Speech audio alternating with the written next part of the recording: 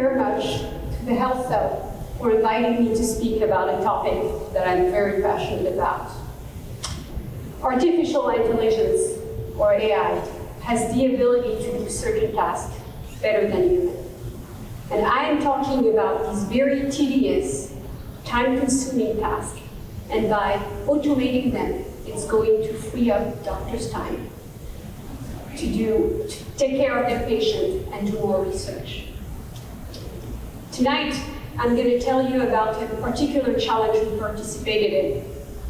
And the success of that challenge launched the medical diagnostic and prognostic program area that I am currently leading at Southwest Research Institute. It was also the beginning of a very strong partnership with UT Health San Antonio. And today, we continue working on projects that have the potential to change the future of medical diagnosis. At Southwest Research Institute, we've been doing AI for more than a decade now. And a lot of the technology that I'm going to talk to you about today comes from our background in unmanned vehicle and perception systems work.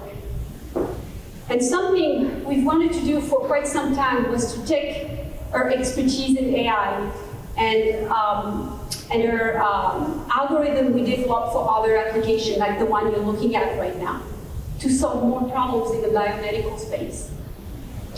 And what we saw was that medical imaging was one of those fields where AI can really do wonder. For example, when a pathologist looks at cells through a microscope, they're looking at thousands and thousands of cells. And imagine the pathologist having to count and classify these cells. It's an incredibly time-consuming and very difficult task for pathologists. Tonight, I'm going to tell you about how our engineers at Southwest Research Institute borrowed from our expertise in unmanned vehicle and took some of the same AI technologies, and with the help of pathologists at UT Health San Antonio, we were able to win the Breast Path Challenge. The Breast Path Challenge is an international grand challenge in medical imaging where we placed first among the 100 submissions. The goal of the challenge was to detect cancer, to determine cancer cellularity from pathology, hematoxylin, and eosine slide patches of breast tumor. Currently, this task is being done by an expert, and it's an incredibly time-consuming, tedious task. And there are several reasons why you want to automate that task, but mainly for better repeatability while avoiding human error.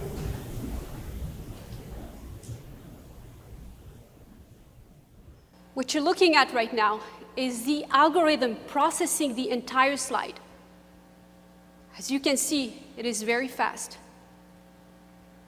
It's taking a few seconds for the computer to process this slide, what would take hours and hours for a pathologist to do. To give you an idea of how big this is, if you were going to print this at standard printer resolution, it would be a 70-page long book that a pathologist has to go through in order to come up with a diagnosis. And every square you're looking at is a 512 by 512 image, and there are about 8,000 of these in one slide. And I was told pathologists have to review not one, but multiple of those slides in order to come up with the diagnosis.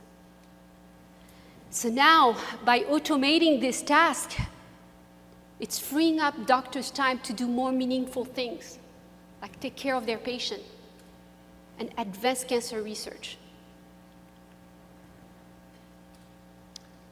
How did we do this? We modified existing algorithms, and we used technology called convolutional neural network. And these convolutional neural networks have three things that makes them incredibly effective. They are flexible. That means we can adapt them to a wide range of problems without making too much modification to the code. They are accurate. They surpass pretty much any other technology we've applied them to. And they are scalable. You do not need a supercomputer to run these algorithms.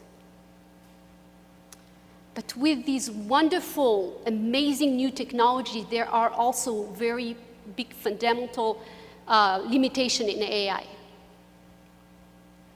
First, having the right data. Collecting data and ground truth is very important because you're going to use that data to test your algorithms and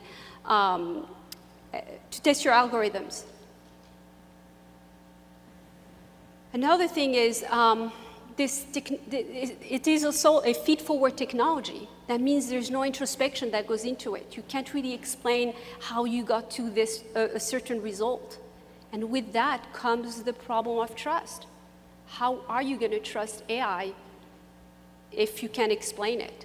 And especially in a field as important as medicine.